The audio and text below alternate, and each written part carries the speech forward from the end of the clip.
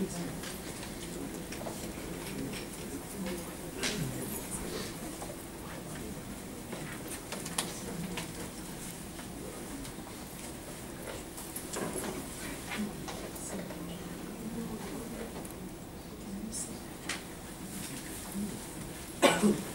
with the short sitting.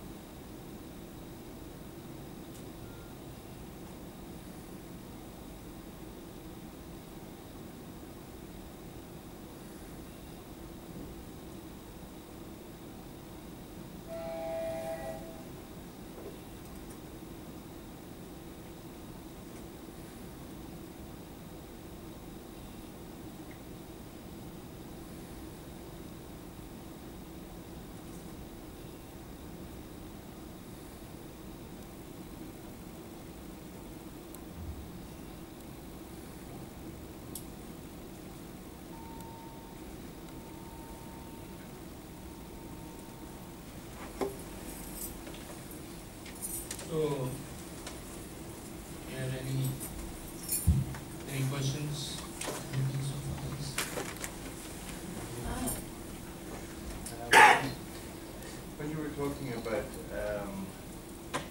love and having somebody really close to you that you love.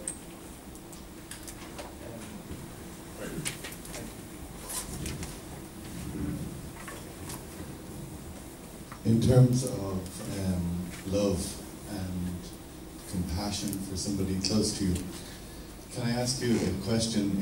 It's probably better if I put it in terms of a situation. If you were married, Rinpoche, and I don't know if you are, but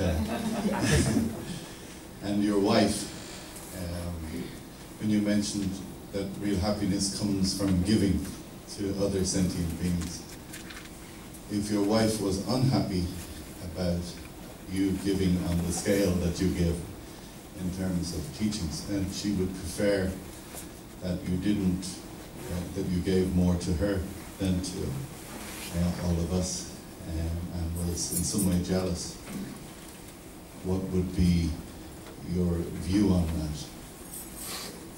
Does that understand? Yeah? Mm-hmm. Thank you.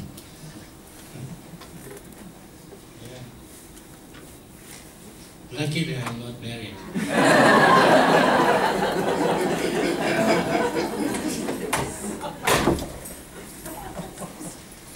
Yeah, I see this, I understand this very clearly.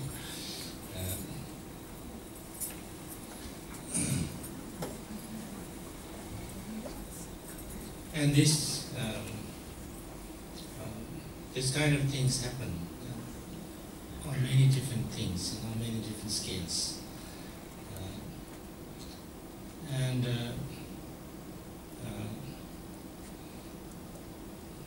I think it is also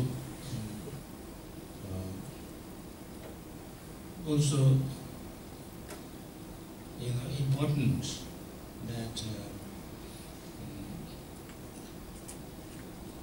one has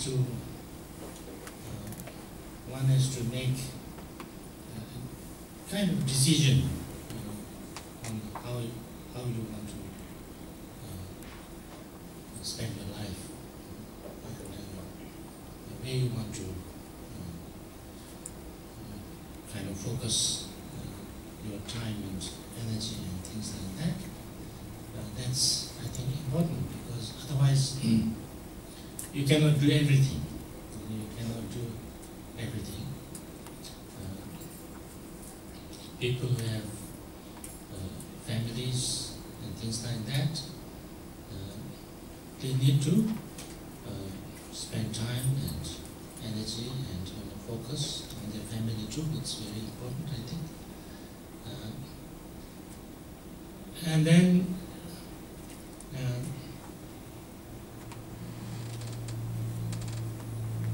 you have to maybe try to work some kind of a balance.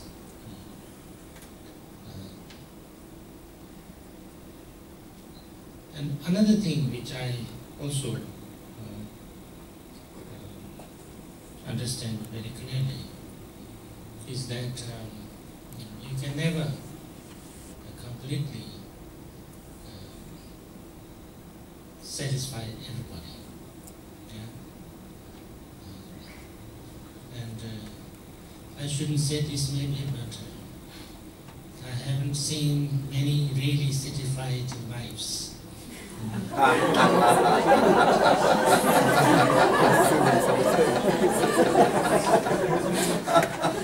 I'm talking about the husband.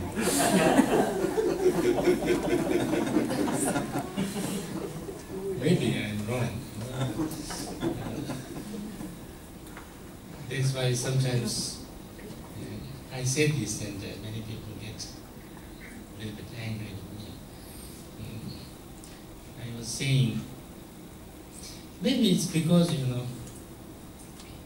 well, it's not so different, but maybe I shouldn't say this.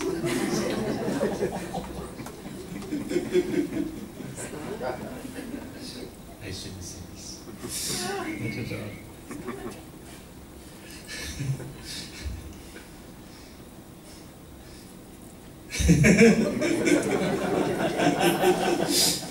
Go on, say it.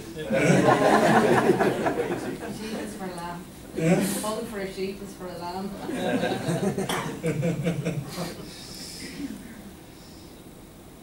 I was saying one time that I have seen in the West some really good husbands. From my point of view, maybe I don't know whether it's really like that all the time, but some really good husbands. And then I was saying that I have not really seen a really good wife. Maybe I'm wrong, maybe I'm totally wrong. I'm not a good judge about that. Maybe I was just teasing people, because some of my students have very good husbands, really good husbands, as far as I can see, but I don't know. They say it's not like that, but anyway. But, and then, it's also true, I think, men and women are a little bit different. I think it's in many ways different. The way I read a book called what? The men are from Mars and the women are from Venice. And I think it's true. It's true that the way one reacts, and the way one, is very different, and therefore I think there's lots of misunderstandings between men and women. The misunderstanding of communication. They said that when women starts to complain or something like that, they mostly want to discuss.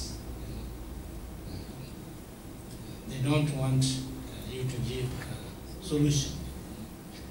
But men are used to giving a solution, and then they get really annoyed because you try to give a solution. That's not what they want. They just want to talk. I think maybe there's a truth in that. There's a truth in that. So men are very good, very bad actually, in dealing with and especially nowadays, they're completely afraid of women. Yeah? The men are so afraid of women. The women folks, you have to be careful, otherwise you will never get any men near you soon. Really, it's happened like that. Really scared of women nowadays. Because they are so powerful. The women have become very powerful. If you say that we are not powerful, it's not true. Still, women say that we are still, not very well and things like that. Maybe in some cases it's true, but the women are very powerful now. And they are also using that power. And they have become very, what can you say? Very forward, decisive, risk-taking, It's truth. I have, in the Buddhist centers, in almost all the centers that I have, it's only women who do things. There's no men, And if there's a meeting about some decisions, the men, they look behind, and then they can't take any decisions, they can't take any really kind of, responsibilities. They are so afraid of things, and then the women come forward and they do everything, they make decisions, and these little men are just,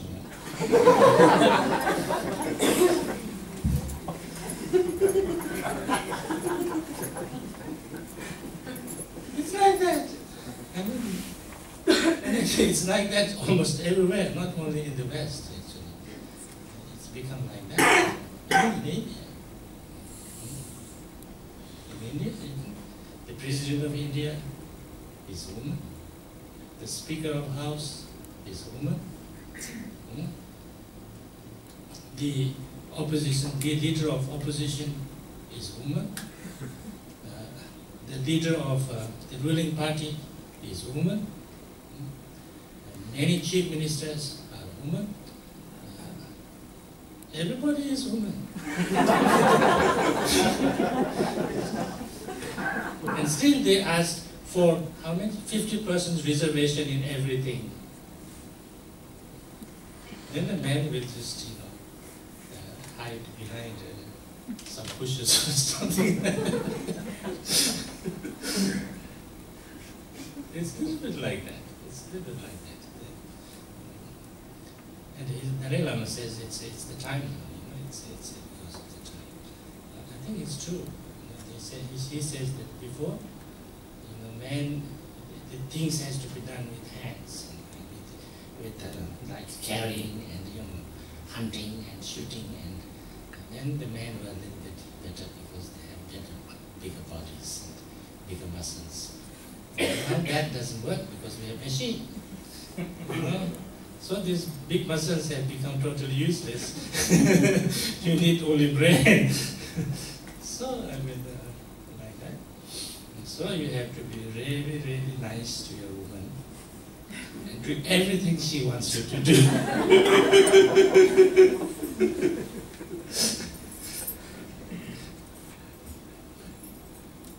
Yeah, I think it's like that. I mean, family is very important. So you have to. I think it's all compromise, no? Marriage is, I think, compromise. I think life is compromise also. Especially people who love, then you have to, you have to share, you have to give, That doesn't mean that you cannot do anything yourself. Of course you can. And she should allow you to do what you want to do. You should allow her to do whatever she wants, and then some things you can do together, some things you can do separately. I think this discussing things is important. Discussing things is important. And getting the permission of your wife is important. I mean, she agrees that you are doing something. She knows what you are doing, and she kind of, because family is one unit. Usually, I say it like this. I don't know in the West, maybe they have different unit. So yes, you are kind of together in good times and bad times. That's the family. So therefore, she has to be concerned about you, and you have to be concerned about her. And she has to know what you are doing, and you have to know what she is doing. If you are doing something that's that's not good, she will be concerned. If she is doing something not good, you will be concerned. No? So if you are doing something that she thinks is not good for you, or is not good for something, she would be unhappy, or she would try to stop. So if you are doing something like going to the Buddhist center, and she thinks that maybe you are doing something wrong, or going into a cult, or doing something sect, or then I'm sure she will be not happy. So you have to try to make her understand exactly what's happening, things like that. I think that's also important. I think it's very important to have very clear, what's going on, things like that.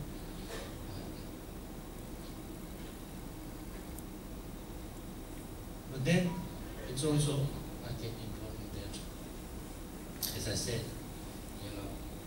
nobody can totally, completely make everybody happy.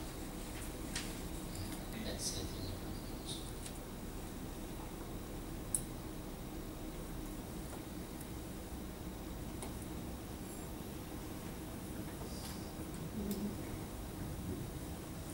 Shay, I've heard it said that many times we make prayers in aspiration to be a benefit for all sentient beings, and that one of the understandings is that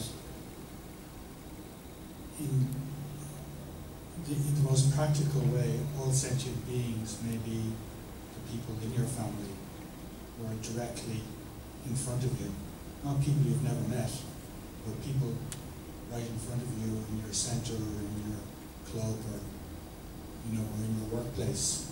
All sentient beings. In the instance, say, when I'm in work, all sentient beings for me at that time is the people I'm working with, not somebody a million miles away. Is that correct? Yeah, I think it's very correct. Now it's like this, I think. You can have aspiration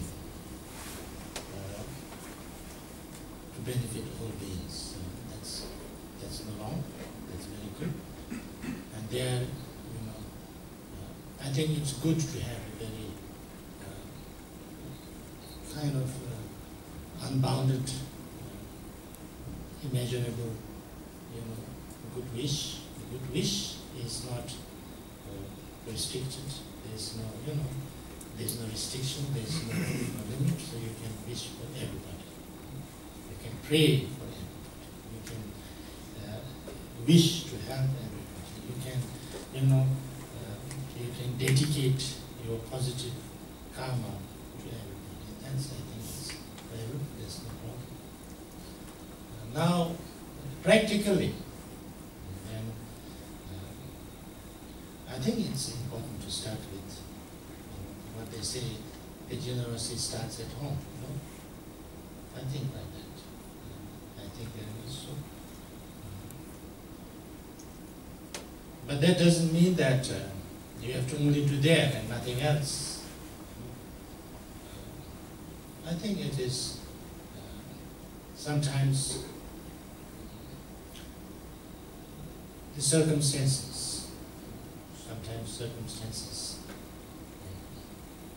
where you want to help, maybe you cannot help. But there are some other places or other situations you can help other people. And then it doesn't mean that you have to only start there and you cannot do anything else.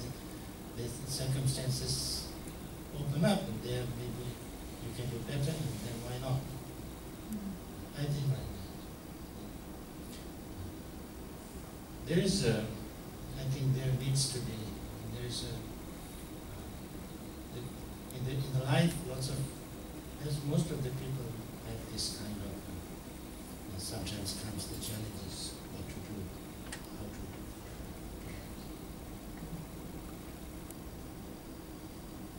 I had this also when I was young.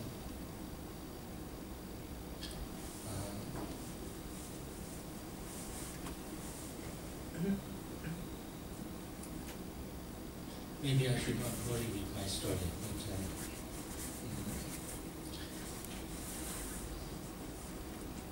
I think I was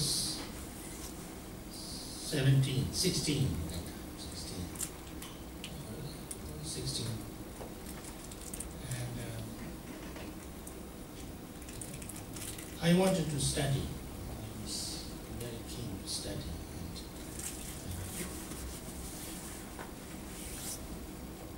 stay in the monastery. I like to stay in the monastery. I knew the problem of the wife,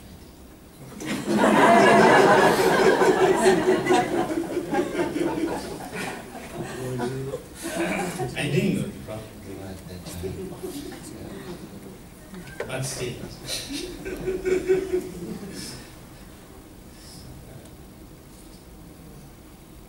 So I wanted to study, but then somehow, to make this story short, I went to this Varanasi, Sanskrit University, Tibetan University, by chance. actually by chance, because I didn't intend to go there, but he saw his Dalai Lama sent me there. I happened to meet him, and then I just went to see him just for an interview.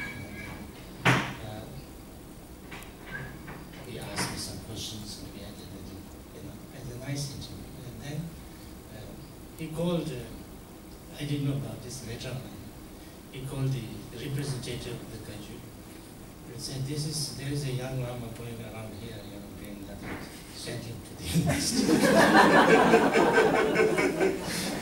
So next morning, the representative of Kajus who comes and says, you have to go to Varanasi. I said, why? He saw this Dalai Lama personally called me and told me to send him. Okay, and, so I went there. But my parents not happy. My parents didn't want me to be there. So they sent me a telegram. Mother seriously ill, come back immediately. So I had to go back. So I went back to Sikkim. But mother was not sick. He was okay. They just didn't want me to study there for, I had to study 9 years, or something like that. So I had to make a decision whether to, because I could also see that my parents were also in great difficulties, because when they came out of Tibet, they know nothing. They have nothing. First, they have nothing. On top of that, they know nothing. They can't even communicate properly with anybody. And I'm the eldest son, and I'm the first who kind of have learned some languages, so I could tell people a little bit. And like I sometimes say, kind of jokingly, but actually it's true. I taught my mother how to cook, because my mother, she didn't know how to cook any of the Indian things. So when I go around and then get some nice food, and I say, how it is cooked, and then I learn, and then I go back to my mother and say, do it like this. And then sometimes if she's in good mood, she does it. And then sometimes it works, sometimes it doesn't work, but like that. So they are very, and then there are lots of children. So I thought, so maybe, now in this life, maybe it's my duty to help my parents. Because this, so I decided to stay with my parents and not to go through other things. And then I got a job, and then I did that. Of course, I studied besides, I did the exams and things like that later on. But, so it's like that. I think sometimes you have to, you have to decide, what is more important, and things like that. So therefore, I think it's like that. In actual fact, what you can do, who you can help, in what way you can help, is very different from your aspiration. Aspiration is, but that, I think it's also, it depends on the situations. The situations change, and also, I think helping doesn't necessarily mean only doing something that is directly kind of helping. If somebody is a young and a student, then study is also, because, then otherwise, we have no capacity to help. And then, if like even from Buddhist point of view, even doing meditation is a help. Because if you work on yourself, you become a better person, you become a more compassionate person, more wise person, then you can you can do more than if you are, you know nothing and you are yourself kind of. So all these things, I mean, it's according to the time and the situation and things like that. So I think it's better.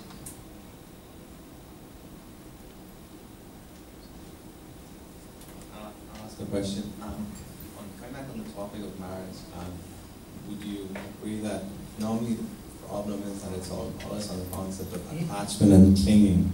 So your marriage is always based on the principle that the other person, there's always that sense of attachment and clinging.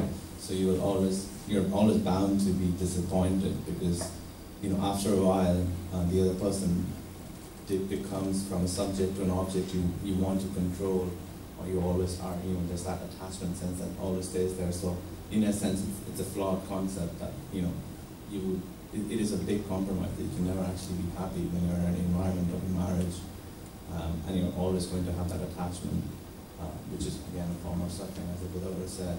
But even I heard that Dalai Lama say recently that there's too much ups and downs with the problem. I don't know what your views are on that. You mean that when you're not married, you're always happy? No, I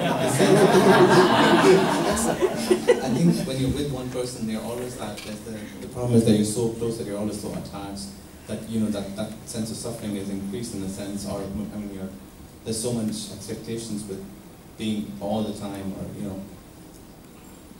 I don't think I don't think it really is one way or another. There's nothing. I don't think it's not. I personally see it like this: that whether you are married or not married is another issue. Whether happy or not happy is another issue. Whether you are married or not married, you have to be with people.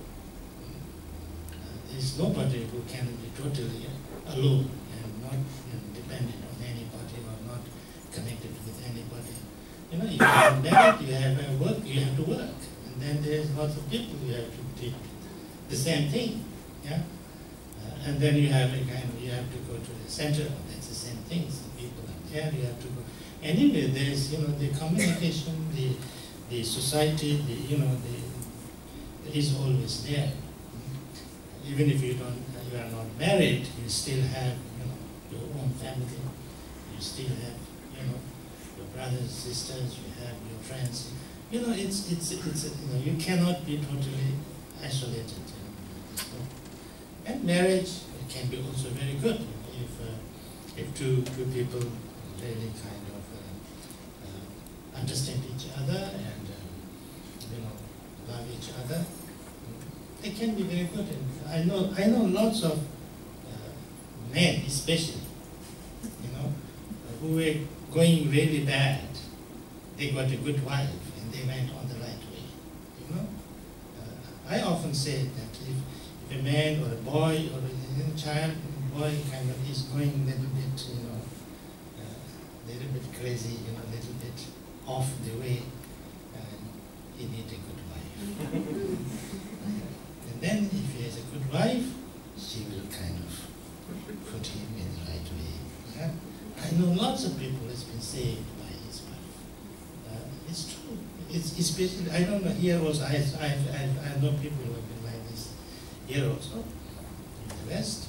And I know lots of them in India, among Tibetans, and even among Indians, I know lots of them, even some of my colleagues, they were a little bit too much drinking or too much all these things, and then they got a good wife, and then they become really nice. Because they are a little bit controlled, yeah?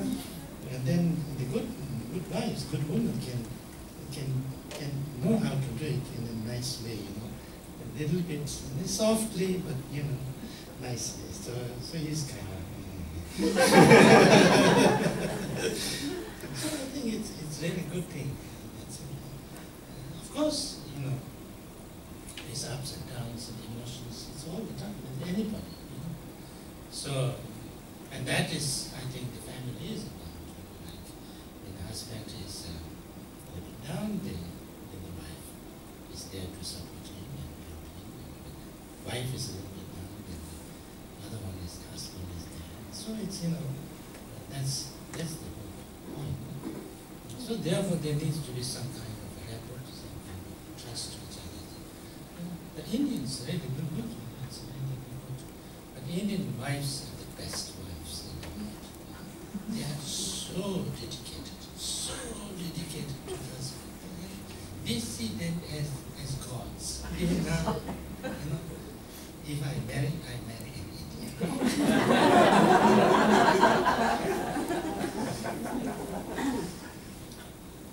Really, there was one, I was a little bit annoyed.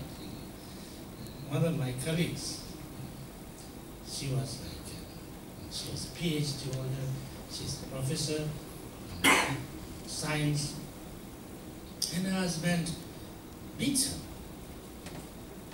And then she comes with, black eyes and all these wounds and things like that, and we know that her husband beats her. And then we are a little bit, our friends a little bit get angry about that. And sometimes say a little bit bad things about her husband, and she gets so angry.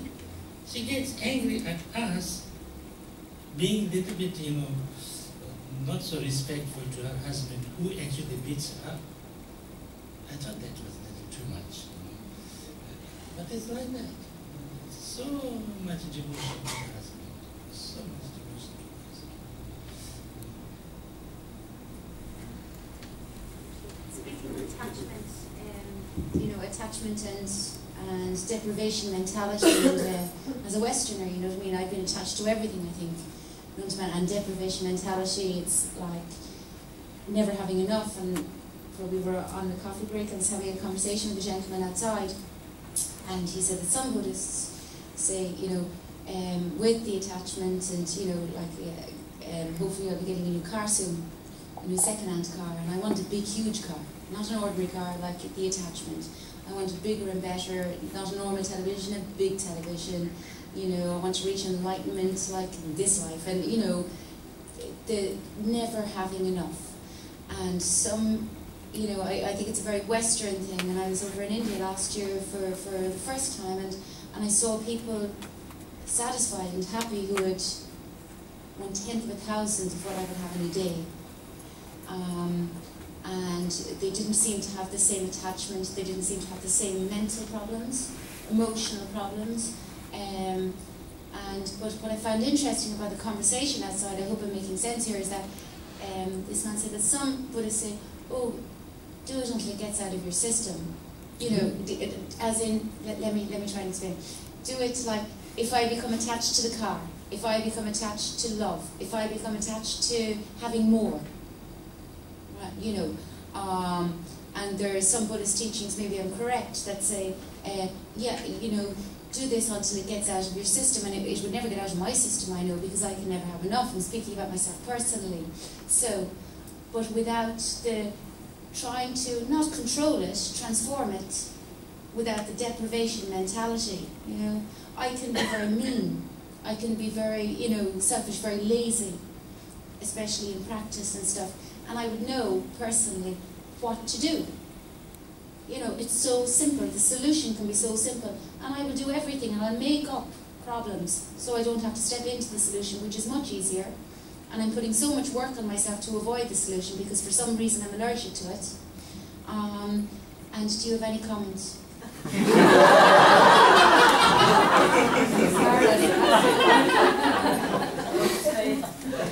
think you wanted to answer the question, but I think it is like this,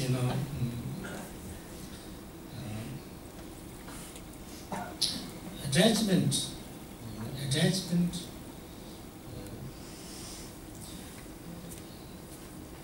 everybody has, that's the samsara, the samsaric state.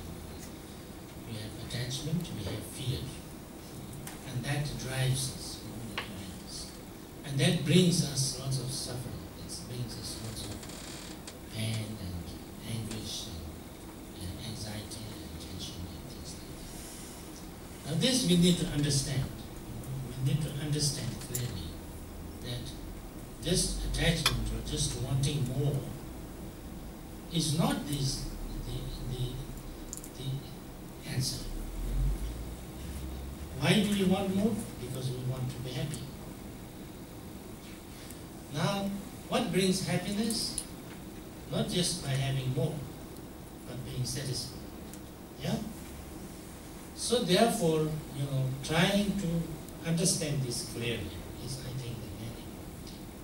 Because why we want only more and more and more? Because we are not happy. We are not happy, we are not satisfied. And then we feel, or that's the kind of the concept we got, kind of from society, that if we have more, we will be happy.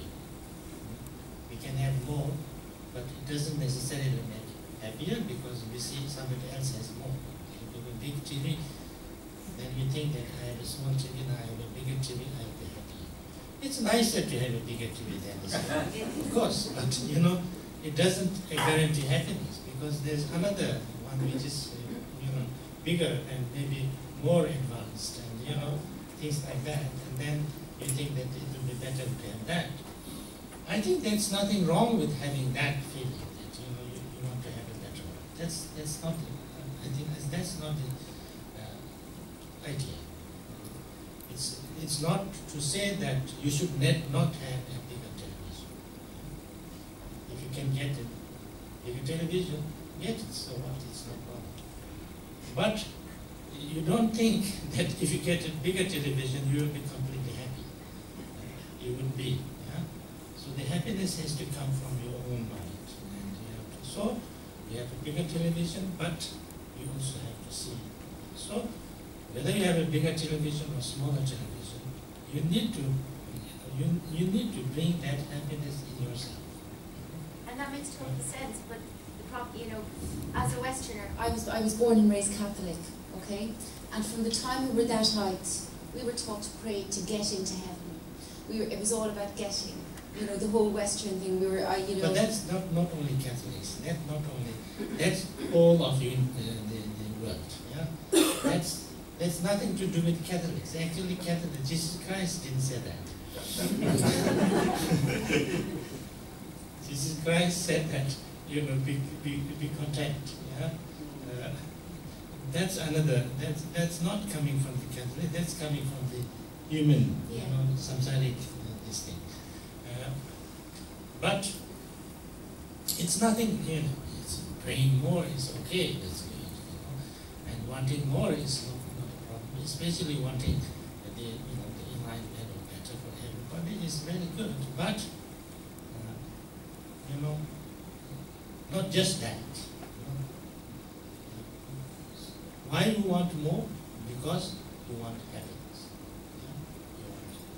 So how do you get happiness? By being happy. Yeah? So that's where the key is. It's not kind of craving. Craving is unhappiness. Craving is unhappiness because you have, I don't have enough. The sense of, like you said, poverty. Poverty mentality is there. Dissatisfaction is already there. That's why attachment and craving is a problem. Otherwise, it's not. That's the only problem. That it creates a dissatisfaction in yourself. And that dissatisfaction is cause of unhappiness.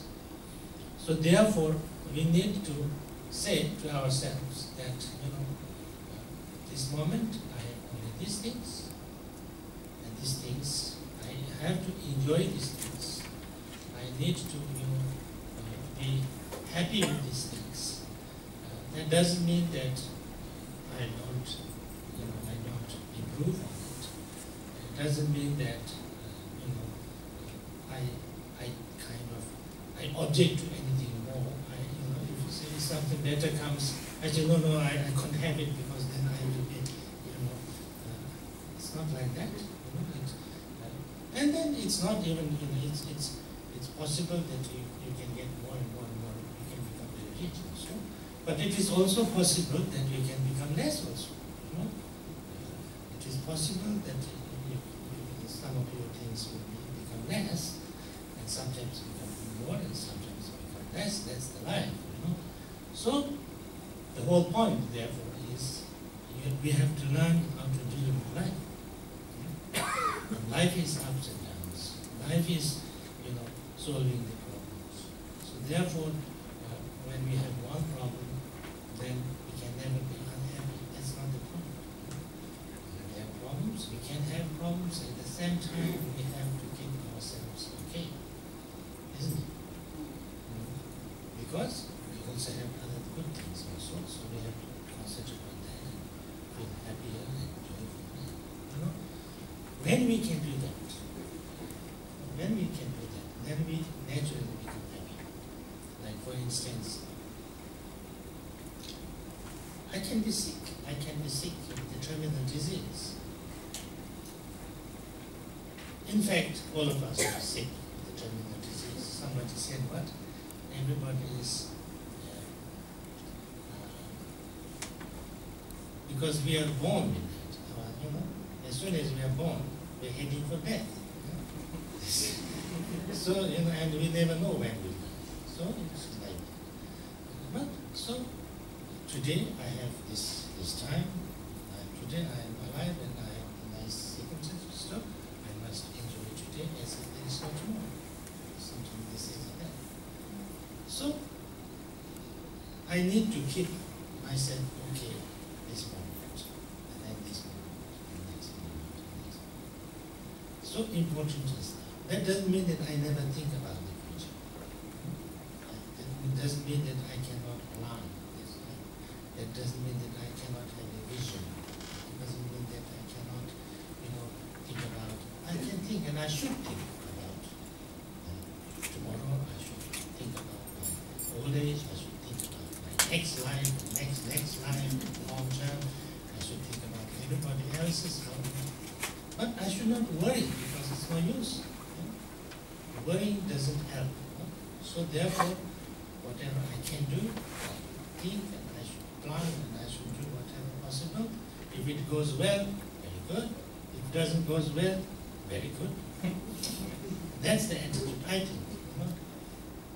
That's my way of keeping sane so far. So I think I did quite well because I never got really, I can't say I got depressed. I think I didn't get depressed so far, as far as I can say myself. So, you know, and I also have to say that my life was not, you know, a piece of cake or a bed of roses. You know, it's been lots of problems, but still. But that, because that's the only thing you can do. That's the only thing you can do. So, and you have to, you know, like Indians, especially, like for instance, you know, there's this thing, you know, that's a little bit with the, I think it's those who have kind of acceptance of life after life. I think they have a little bit more this understanding that, you know, what can you say? Not less impatient, a little less impatient, I think. Because, you know, now I'm married this time with, you know, somebody, and then she is like how she is. You know, it can be all good, but not some good. You know, it's a little bit angry or a little bit touchy or a little bit jealous or whatever. You know, you never know. But so what? That's my karma. So I have to keep it at this time. So it's for the sake of myself, for the sake of person, for the sake of the family. You know, it's okay. You know, I could spend 10 years. Now why not another 10 years? Maybe how long we don't know how long we live. So we make it up. So, it's okay. And when you have that understanding, you know, in the next life we see. Maybe it's she will become better. Or something like that. Then there's a kind of a little bit more tolerance. Those who have a very kind of the idea or the kind of concept that there's nothing after this, they become, I think, a little bit more anxious, more kind of impatient, because now this is the only life, and then I have to do it very completely myself, otherwise next time there's no chance. It's only a few years more, like that. It's a little bit, I think, it makes a difference. I can see. I remember once I was going to the airport, and I was a little late, and I was going quickly, and then my suitcase touched somebody who was in front of me, and he was so annoyed. He said, "How can you do this? I have only one life to live." It just came out like that. How can you do this? I have only one life to live. So I said, sorry, very sorry. You have many lives to live. I just want to So it's not like that. So I think this understanding, this understanding is extremely important. That just being, you can't say that this is in my blood, this is my, Catholic or whatever, Irish or whatever. It's not like that. Yeah, we have this thing, but then we have to think again, is it really true or not? So just having is not really, it's not to say that we should not have more. We can have more. The more you can have, the better it is for you, and better it is, maybe you can even use it for help others and things like that. It's good. It's much better to preach than quote. It's much better. But it's not that happiness comes. Happiness will not. And that is a very important understanding, I think. So I think that is actually the difference between materialistic and spiritual. Spiritually, the material things are not unimportant. It's not that we have to get rid of everything. That's not the idea. But our happiness is something that's to do with our mind, to do with our ways of how we experience our life. So therefore, we need to work on that.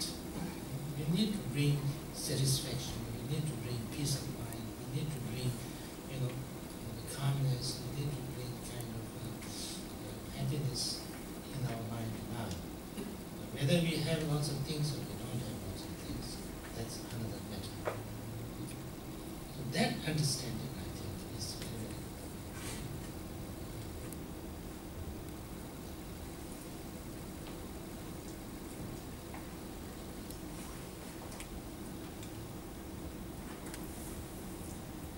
Rinpoche, I would like to ask, how does one give or love freely without any expectations of anything in return?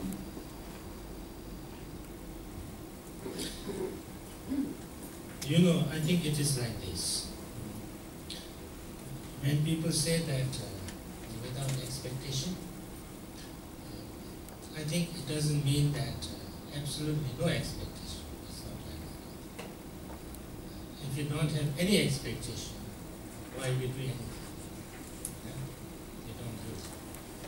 If you do something, you have some expectation, and then do it.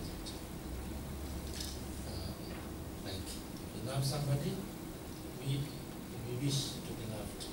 That's why we love somebody.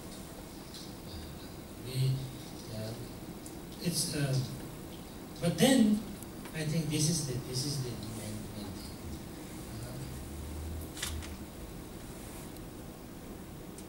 I have to know that when I do something, when I go somewhere, when I try something, it would not be exactly as I expected. Most of the time, it would not be as I expected.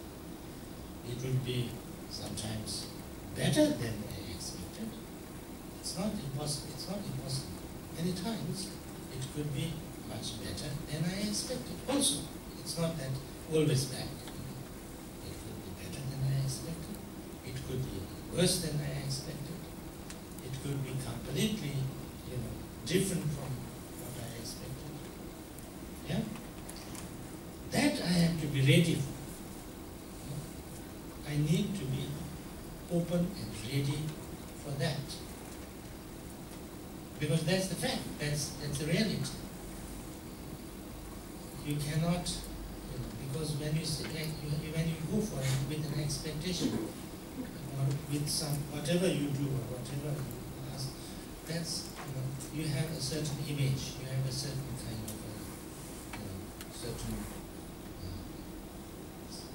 kind of result in your mind, but most of the time it will not be like that. That you have to be extremely clear and you have to be very open about that. Then I think it's okay. When you understand that, when you know that, and you go with that, then if something is better, it's very good. Something is worse, also it's okay. Something very different, also you can, you can adjust. And you have to. There's no other way. It's not that so if you and also because if you get totally upset, or, annoyed, or, sad, because it's not exactly as you expected, then you will be the loser. Then you will feel very bad. Then you will,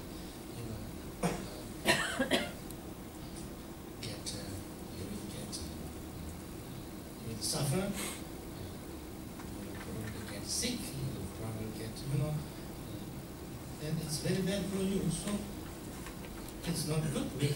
It doesn't work. So therefore, by understanding this, and then go with that expectation, and that not much of expectation or that broad range of expectation, then I think the things will be okay. Then in a way, you can go, that's I think what calls confidence. Then the confidence comes. Because confidence is not, people who are confident, you can say, it's not that they know exactly what the result would be.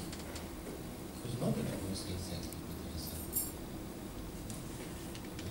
Nobody will exactly know that it will be all successful. Nobody. But when you know that whatever result will be, it will be okay with you. You can deal with it. Then you are not too much frightened. You are not too much anxious. You are not too much, disbalanced. You are okay. So then you will be confident. Because most of the time, you know that if this goes not first, then maybe I do this, maybe, because you don't expect it all the time 100%. So you have plan B, C, D, also maybe, somewhere. And then also you can be flexible. So I think that's very important. That's very important. Because without that, you cannot, it's very difficult to survive.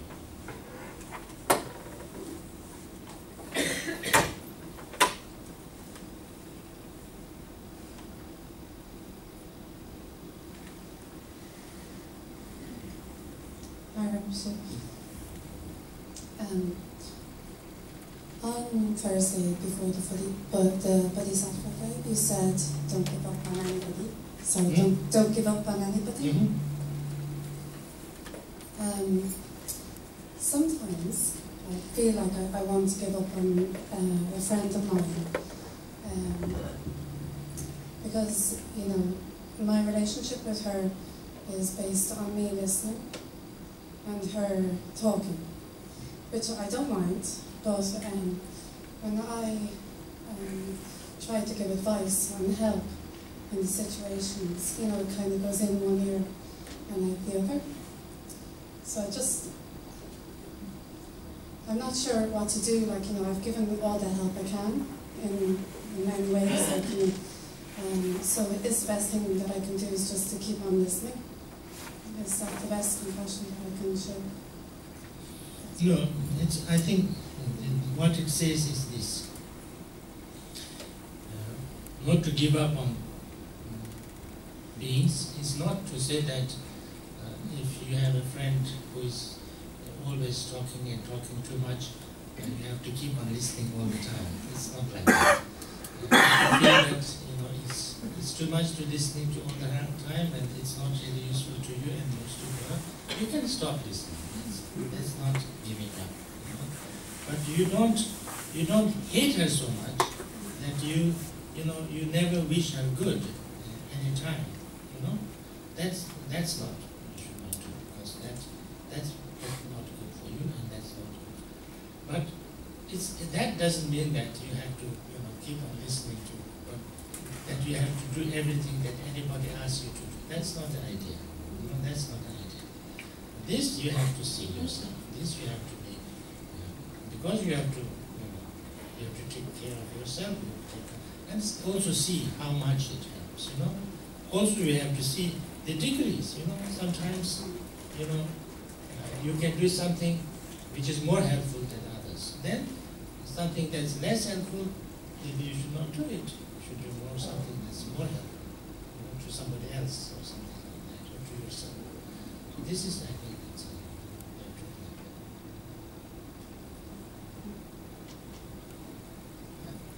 I think it's lunchtime. Yeah, always eating. It's my life. It's good. Living to eat.